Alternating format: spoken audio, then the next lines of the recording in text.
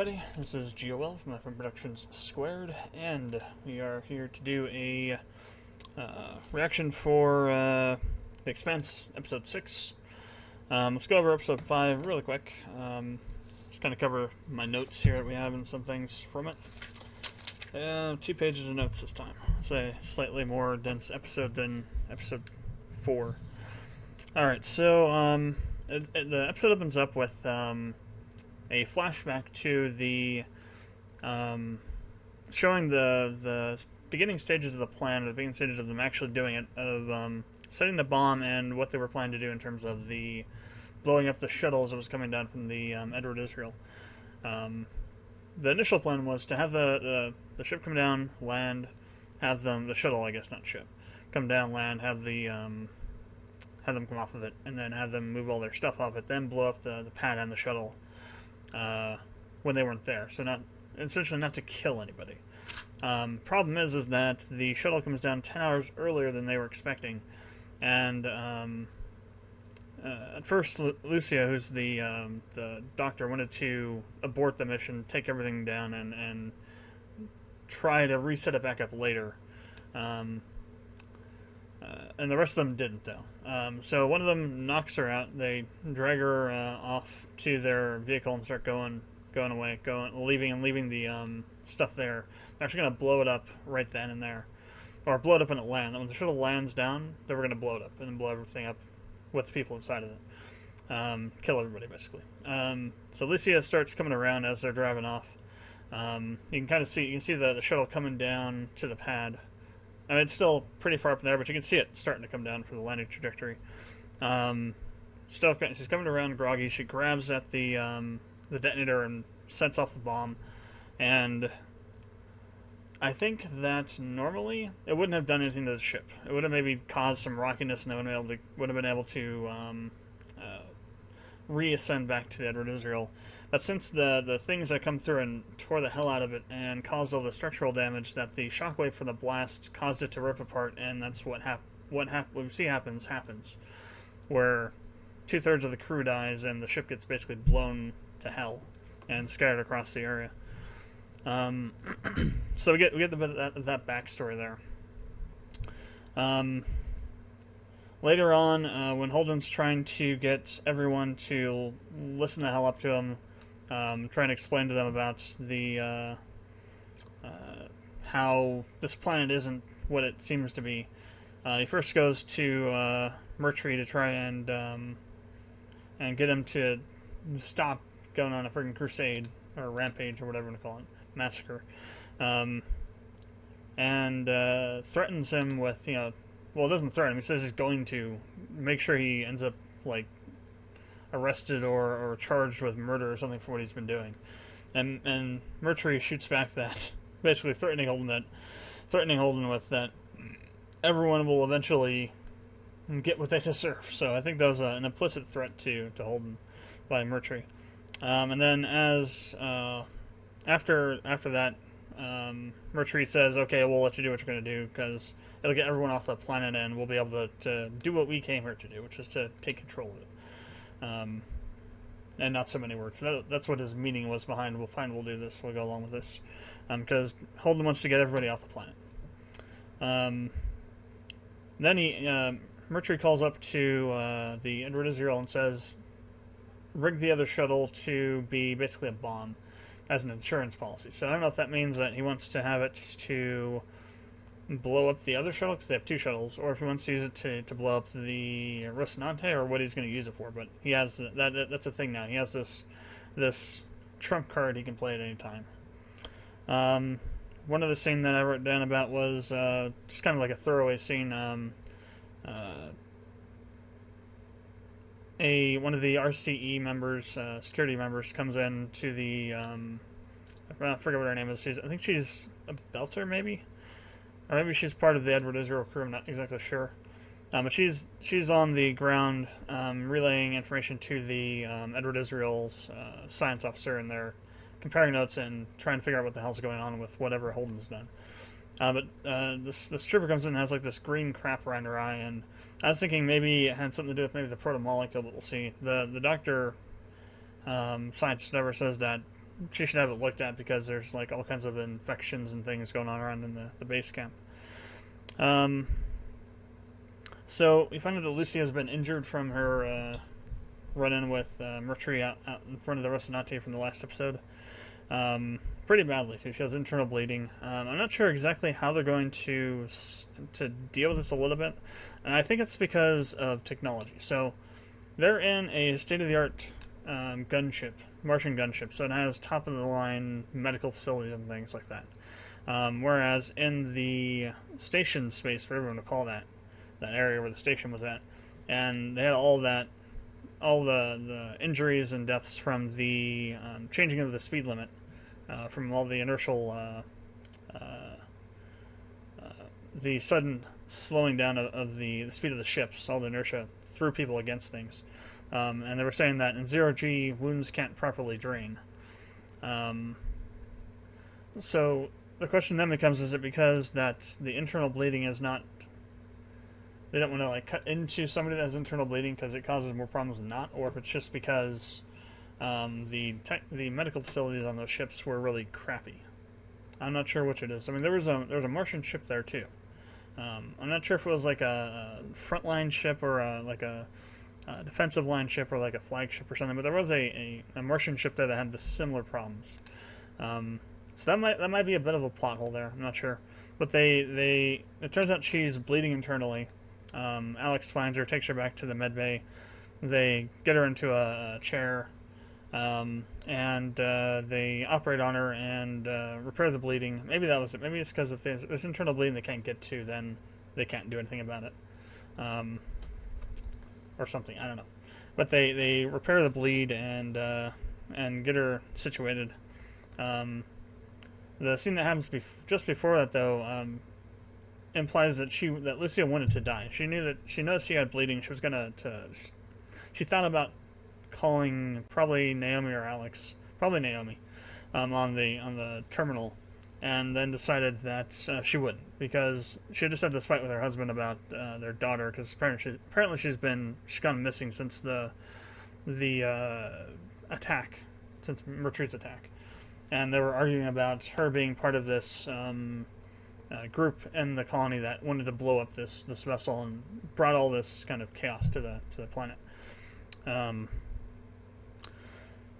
And so they go into this. This leads to some discussion and leads into a scene that is kind of interesting, because we're in the 4th friggin' season of the show and we're getting more character development, more backstory development for Naomi. But before that, we had this thing that happened. There was a scene where it showed Wasserell and Gao having a debate for the general election, and during that, there's a security issue that causes them to suspend the debate, and they pull Wasserell out and take her back to, I guess there's like a station or something they take her to. And they brief her on what's going on, and there's a ship that's coming in that's on a collision course with a early warning defense satellite. And the reason they hadn't taken it out yet was because they had gotten a transmission that that this ship was a civilian ship that had a bunch of kids on it, and that they were having communications and engine problems. And then after that transmission had been sent, they couldn't contact it again. It was shortly after that the ship had veered off onto this course. So they're discussing what they should do about it, and somebody comes in, or there's like a communication that they've scanned the ship for the ship's drive signature, trying to figure out what ship it is, or if it's I guess they scanned the ship and they noticed that the drive signature of the ship matched the Sojourner, which had been reported to have been boarded by the OPA, or by Belters, not the OPA specifically, and had been commandeered. So it wasn't an exact match, it was like an 87% match, but based on that, Rosarella says, okay, blow it up. So they do. And that got me to thinking that this could be one of two things. So one, it could have been a deliberate attack. perhaps that, and this is the least likely, I think, of the two, that the OPA rebels, I will call them now, OPAR, decided to do this attack to try and ruffle some feathers back on Earth, to just kind of remind them that, you know, there are, or to, maybe not to ruffle feathers, but to kind of, to announce to everyone that there are parts of the OPA that are not going along with the truce. I find that to be least likely. What I find to be more likely is, because this show tends towards the more extreme end of conspiracies kind of thing. So in order to like throw plot twists and things in that are more believable, because you realize, oh, these things are all connected because this person, that person, that person are all working together to do this. They did that the whole entire first and second season with Mal. Kind of throwing in all these red herrings and misdirections as to who was actually involved. At first you thought it was Mars, and you thought it was the UN. Turns out that it was renegades from everywhere that were kind of from both from the UN and the MCRN that were involved in the whole program. But I digress. So that kind of got me thinking. Okay, maybe it's this other thing where. Gal wants, well, they want, basically the OPA wants to be able to freely settle any world they want to. This renegade faction, the OPAR, wants to just be able to freely colonize worlds without any kind of having to deal with any kind of restrictions or rules or what have you that the UN and Mars are trying to impose on this whole process. They think that there's enough worlds out there that should be able to just do what they want. So to that end, they got they captured the ship that was captured. They went and found a ship that'd be easy to capture. They captured it, tore it apart, sold off the stuff they didn't need, but kept the stuff they did need, and installed it onto this OPA ship. And then, so that when they scanned it like they knew they would, the UN scanned it like they knew they would see that the drive signatures would be close enough to the sojourner that they would have no qualms about firing on it, because they would believe that it was a deliberate attack and not a actual ship of civilians, which it was. And how I think this fits in with Gao is that they want to get Gao in there because Gao also believes that there's 1,300 worlds at least, and that anybody should be able to go freely go out there if they want to and colonize them, because she's building this argument that the current status quo with the roulette system for the apprenticeship program is basically broken and cannot be repaired, can't be sustained any longer, because the economy is doing so badly, and because it's inherently unfair, and everybody knows it is, but nobody says it is. Nobody has the courage to say that it is, because it's basically been the way they've done things for multiple decades, and that it prevents people from having the opportunity to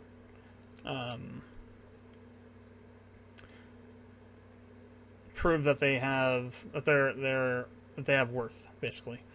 And so by allowing people to just freely go colonize worlds or go to worlds to help set up colonies, that gives them this opportunity to go out and do something with themselves. Which kind of fits in with what the OPAR wants to do. So I'm thinking is that she's involved with the OPAR some way, in some way or some fashion, and that she helped orchestrate this event so it would coincide with the debate at a specific time of her choosing, somehow. Maybe not a specific time, but on the date of the debate. So that they could leak out that the ship was actually a ship full of civilians that Valserella decided to just kill because they were OPA and or were belters, and make this argument that she doesn't really care about the belt, she just cares about the interests of Earth, and that she's very quick to judgment and not very flexible in her in the way that she does things. way that she carries out the duties of the office. We kind of see some of the impact of what had happened after that scene, where it's showing that she's talking about some arguments and things like I was talking about, and her she's actually gone back up in the polls now. She's actually ahead of Avasarala in the election polling. So I think that there's going to be some sort of way that they're all linked together. All these events with the OPAR stuff on Mars and what Gao is doing is all somehow connected behind the scenes by some sort of conspiracy to kind of break the stranglehold on the worlds for colonization and just to allow people to freely go where they want to. Probably for a nefarious purpose, not an actually good purpose, but I think that might be where we're heading. That's my theory anyway. We'll see if that pans out or not. So back to the other thing with Naomi, we kind of learned a little bit more of her backstory, and it's kind of crucial in terms of Marco. Also helps develop his backstory too, which I think is why it dropped. It's not so much for her backstory, it's for his backstory, but it happens to be an event that happened to her about him, so that's why it's in here now. I said during the reactions, like, holy crap, we're in season 4 and we're learning more backstory for one of the main characters. And what show does that? What show previous to this have you had a main character that's been in the show for 4 seasons and you learn something new about them in the 4th season? I've never seen that before. No,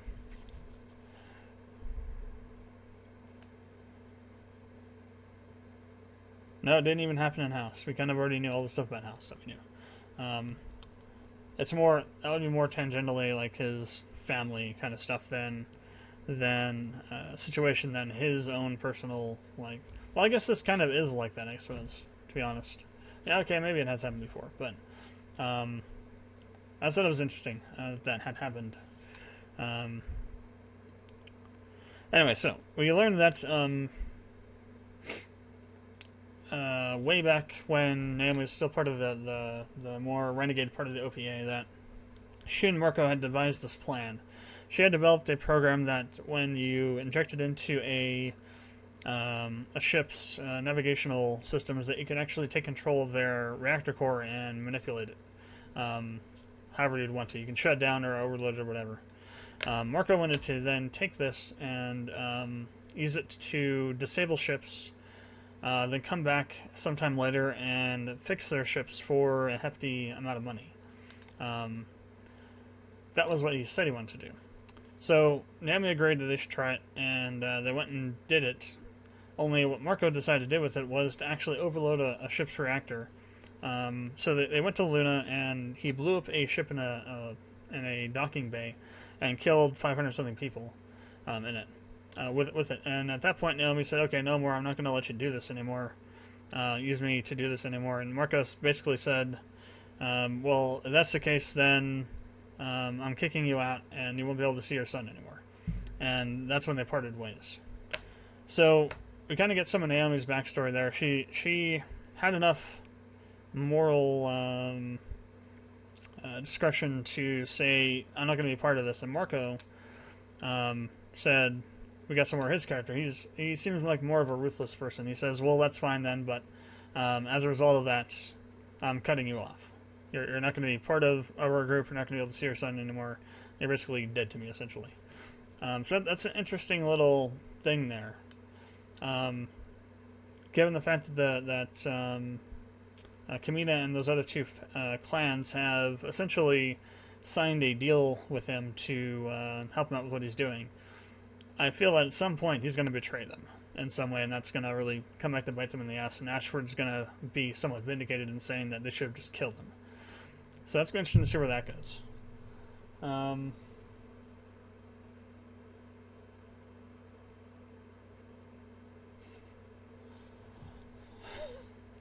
Max just started a stream called The Ultimate Beat Off.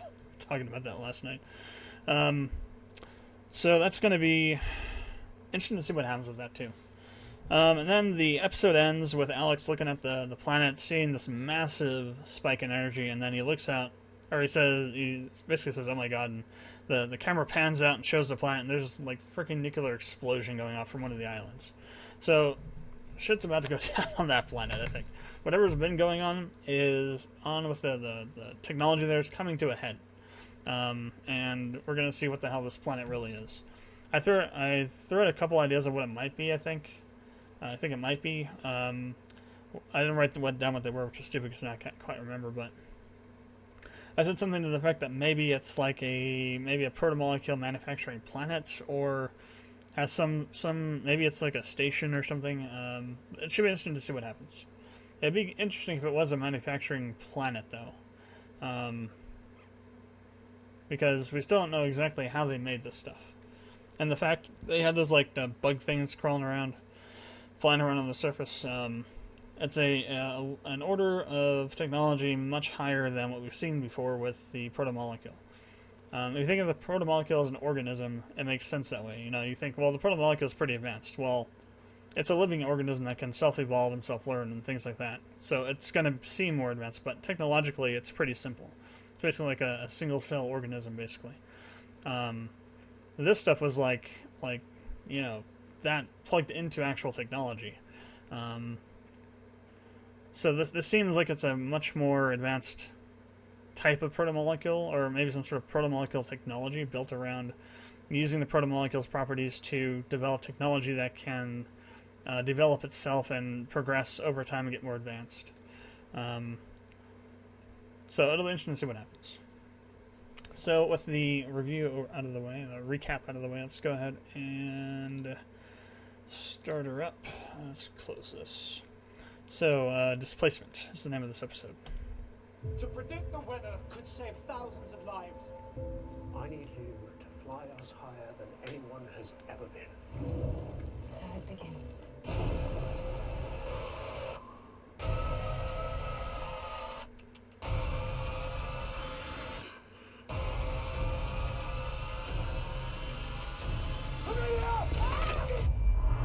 The aeronauts.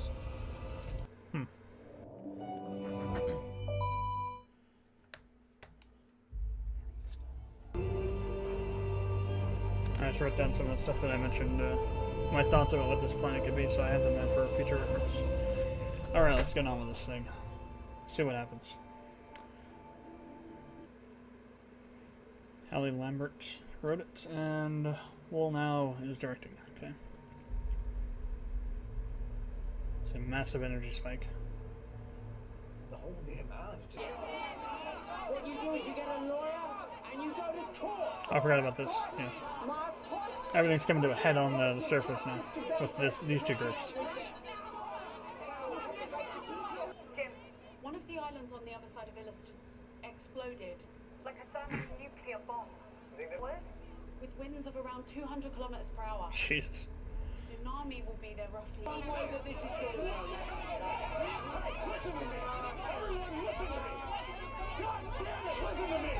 Oh. You brought this on us. There we go. It's your fault. Look, none of this is. But I give you my word. I'll do everything I can.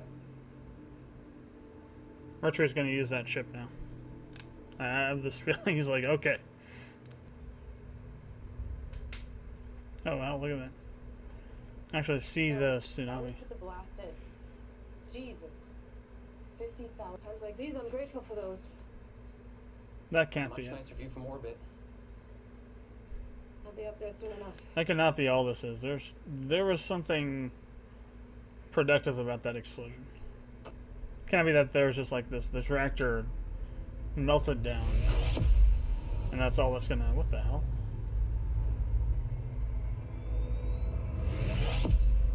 Reactors down. Looks like a bad fuel pellet. A batch of them. I'm coming right up. That was right after this thing exploded.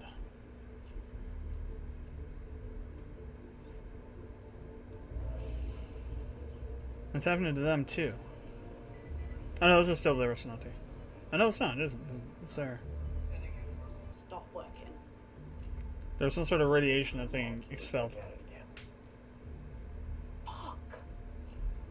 Has to be that explosion did something.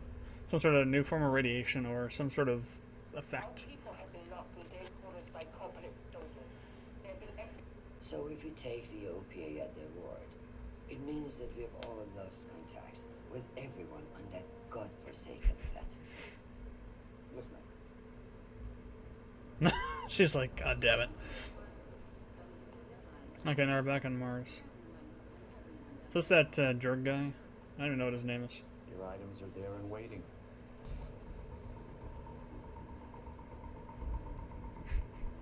You waiting for someone? No. Why would I be?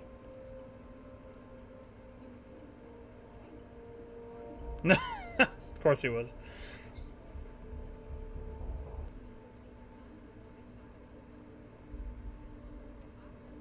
Really? Interesting.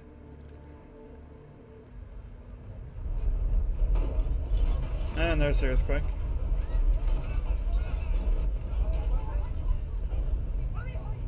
Everyone back to work! That was the easy part. 7 hours until the shockwave hits. Let's be off the ground when it does. That was the easy part. Okay, for an earthquake, it wasn't so bad. Well, that's really good to hear, Chief.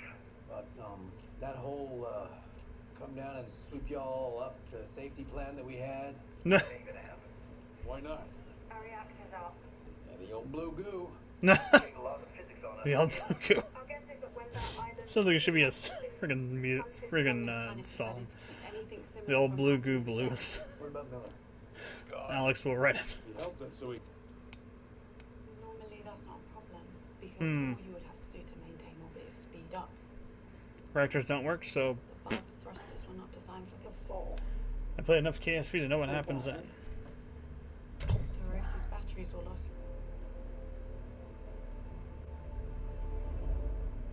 So is he saying the one that they rigged to explode or the one that they didn't?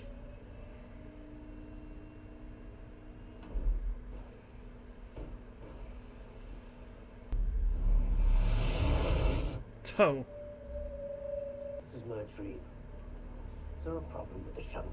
Yeah, it just Full burned up. contact with the Chief. Stand by. What the hell? The moons are not moons. Gone, sir. So what's plan C? Assume the position and kiss her asses goodbye. That's plan C. Plan C sounds like everybody dies. Yeah, exactly. We'll go to the ruins. We'll figure it out. We don't have a lot of time. We'll figure it out fast. Amos. Oh, it's like, what are you saying? Yeah, what the hell though, man? Those moons are not moons. I called that too. They're some weird crap. What the hell? Cloaking technology? Who has cloaking technology? UNN, okay. The probe will reach New Terra in 15 days. We'll know more then. In the meantime, Yeah, we right. have other issues to deal with. Yes, the Sojourner. The ship that you assured us had been destroyed. Oh, we had every reason to believe that it had. Do you know who was behind the attack? Marco Inaros, a terrorist. Marco Inaros. He will be killed. He should have been already. Before our missiles. We will let you know what we find. That guy sounds familiar. Next time we'll meet on the Tripoli so I can return the hospitality. Inaros is not under our control. Then why did you promise you could deal with him if you could not? We'll be in touch. They were measuring your office for curtains. It's an ancient inner saying. Stand by my I think word. I said that there was going to be some kind of divided the factions. We have to stay united. some kind of consequences for what had happened. I think you and I. So, shouldn't take more than 2 minutes to crack it and get in. I've prioritized the components in terms of value and ease of disassembly. Study up, people. It's going to be a very nice score.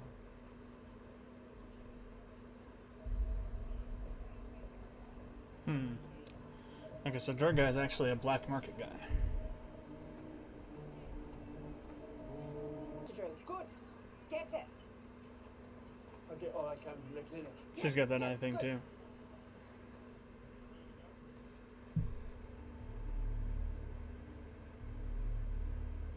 Yep.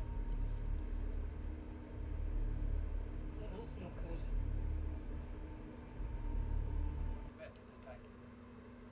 transponder was the Bazooza. I built her very own little palace. We need to monitor you. Already in motion. In a few hours, every available OPA asset will Yeah, have I'm eyes Siren. on that ship. They've been building a shadow communications network using that MCRN tech.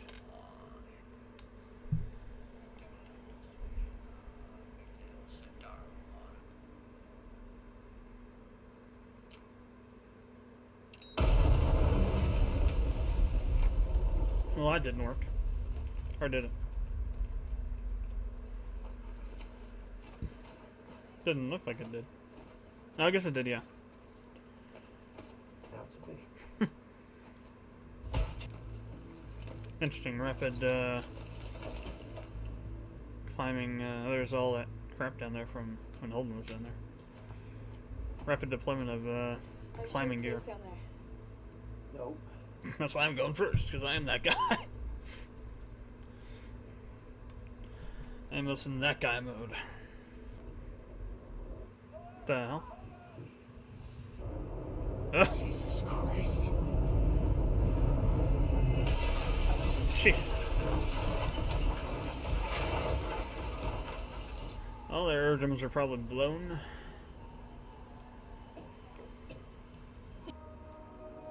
Jeez. All their stuff's knocked over. So are those like anchored into the ground then?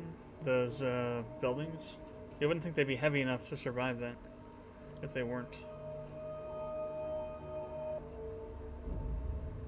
Oh jeez. Oh, some people didn't make it into shelter. And that vehicle is definitely troubled. I should be down there with you. You'd be dead. It makes me feel better that you're not. You'd be dead if you were down there, Naomi. Oh, words to live by. We can't afford Can't to wait until he resist gets to Palace. sticking it to her. The ship could go dark any time and he could slip away. Yeah, and to capture him, we need to board it. And this time, Mako won't be able to talk his way out. Really? Ashford's like, don't be so sure. She only has a limited amount of air.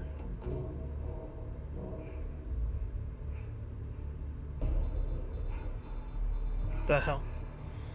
There's a guy inside who's locked me out. So it hasn't been decommissioned. Interesting. That was impressive. Same to you.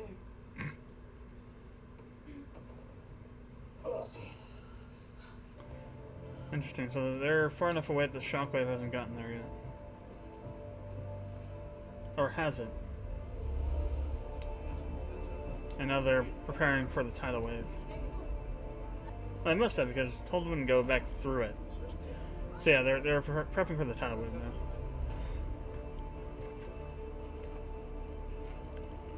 So everyone must have been fine. How's that going to keep the water out? And they're pretty far inland though, so maybe it won't be so high. Yeah, everybody's got this green eye crap going on. Something in the air related to the protomolecule. No, a little too heavy there. Yeah, just pull harder. Put your backs into it, you weaklings.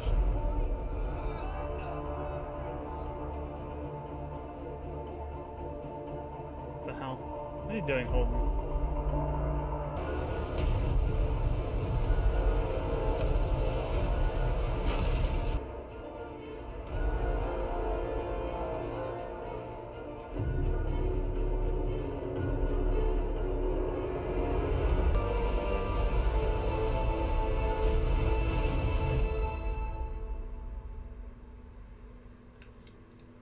Okay.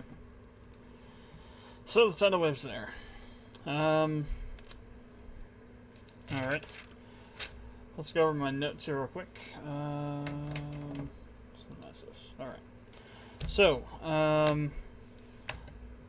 deduced that the thing under those islands was some kind of reactor system, or maybe the main island was a reactor, the other islands were maybe cooling systems. It seems to have overloaded, or maybe not overloaded isn't maybe the correct answer. It exploded, potentially with a purpose. Or, well, specifically with a purpose. What, we don't know. What we do know is that, due to this explosion, all life on the surface of this planet's being wiped out.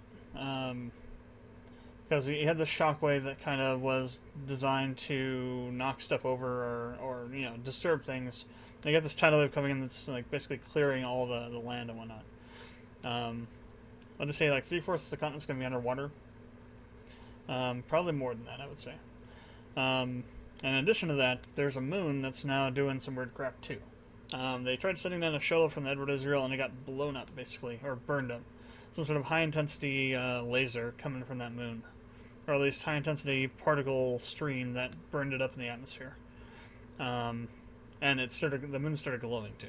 So the moons are not moons either. They're some other types of machinery, which might correspond to the fact that there are the same number of the spires on the planet too. So I think all this stuff is interconnected. This is like a giant dynamo or something. Because this planet, remember, this planet is super high concentration of lithium on this planet.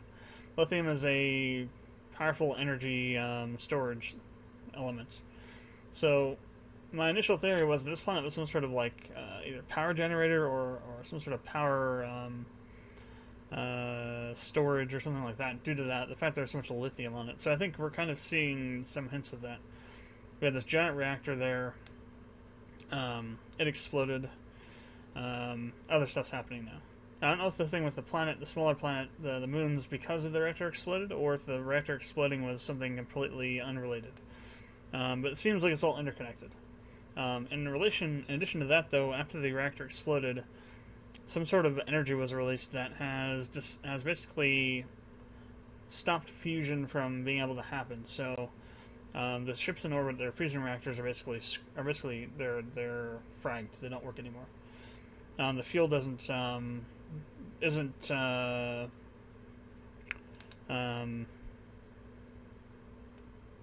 the term? What's the actual term of it? Isn't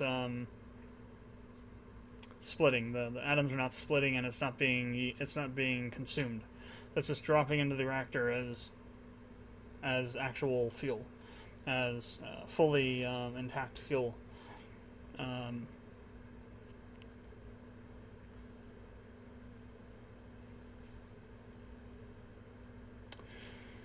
Let's see. One thing that's going to have some sort of impact is Holden has agreed to publicly support the Belters' claim on Eyeless. And to be honest, I think once this is all said and done, Eyeless isn't going to be habitable, or it's not even going to be a thing. It's going to try to be some kind of crazy thing, like some sort of energy storage for some other thing that's nearby, or it's going to turn out to be a production facility for proto-molecule or something, and people won't be able to live on the surface of it, or they will be able to, but they'll die because of it. You got that green crap going on too. Multiple people now have this green crap going on with their eyes. That one RCE agent had it. The doctor now has it. The scientist, I guess, has it, and now that kid that Holden found also has it.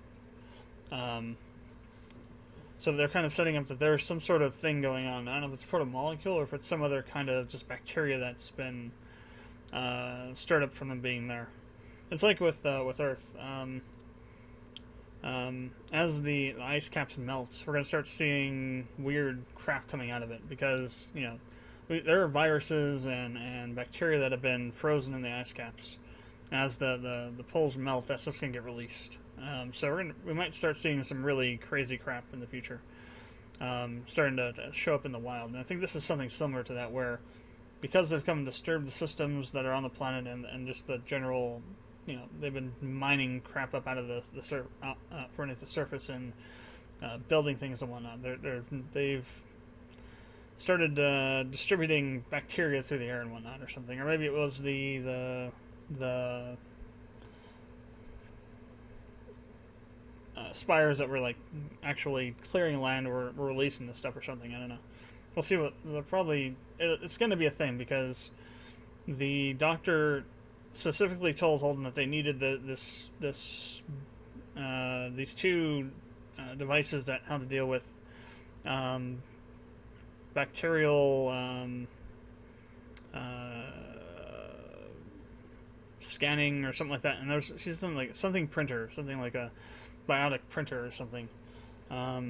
So I'm thinking this is going to become a new. The next thing that they're going to have to overcome is this bacterial thing with AI that may or may not be protomolecule.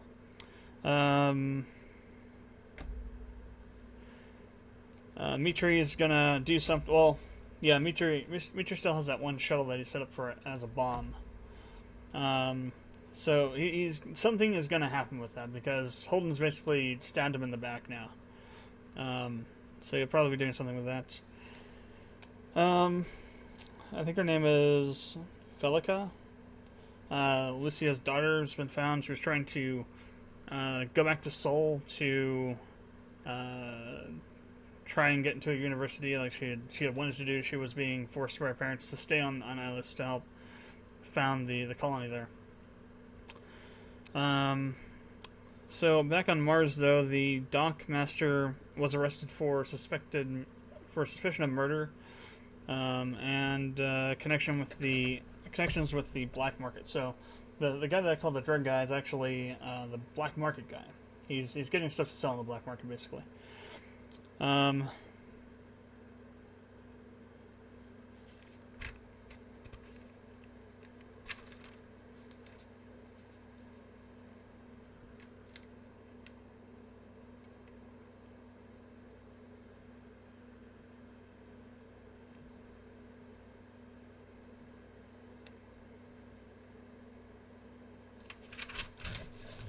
What else is on Mars? So we got the black market guys, or the drug guys, black market guy. Their next target was a supposedly decommissioned terraforming tower. They're going to go in there and salvage the life support components, sell to the OPA, sell to the Belters. But when they got there, the security protocols that they thought would be in place weren't. There was something more advanced in them, and they couldn't break into it. So Bobby said she'll go out through the outside around the back way, basically, and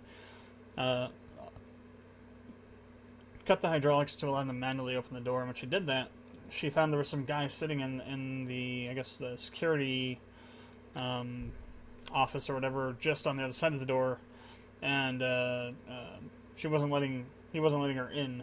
Had blocked out of the controls. So this tower was still manned, even though it was just decommissioned, and the security protocols were not the old ones; they were new ones.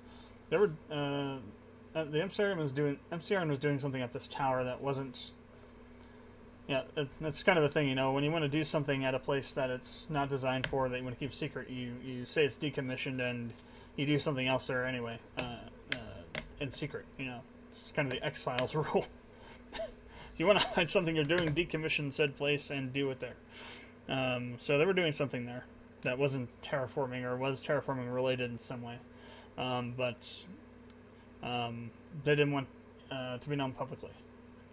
It's my suspicion, anyway. Let's see.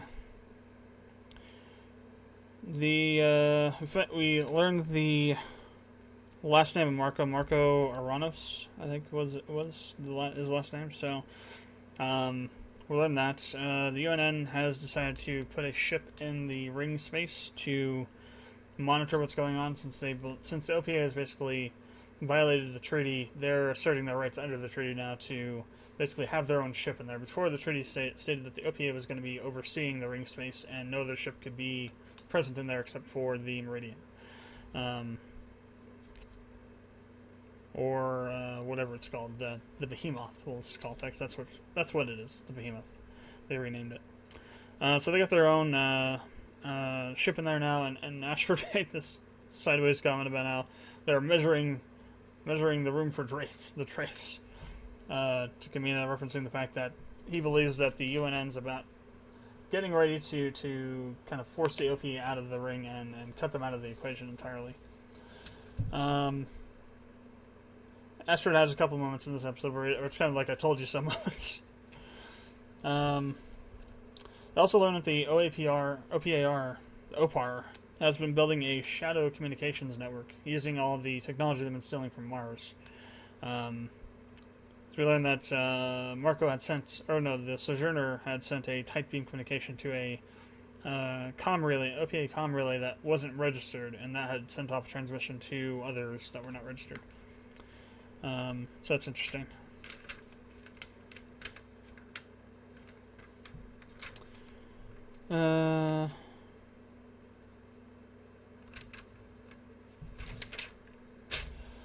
And then I have to mention that Alex, the old blue goo, and I came up with this song name that Alex would write called "The Old Blue Goo Blues."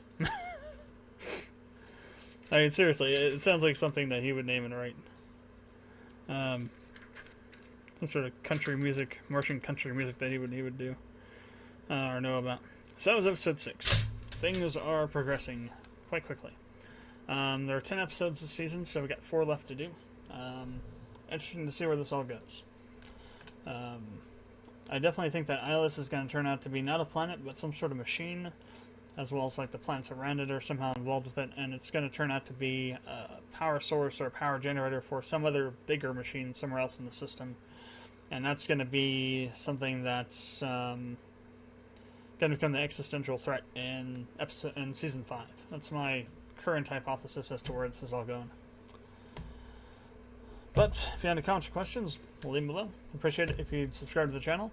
If you click on the bell button next to it, you'll turn on notifications. You'll be notified when I upload anything or live stream. And I will see you for the next reaction for episode 7.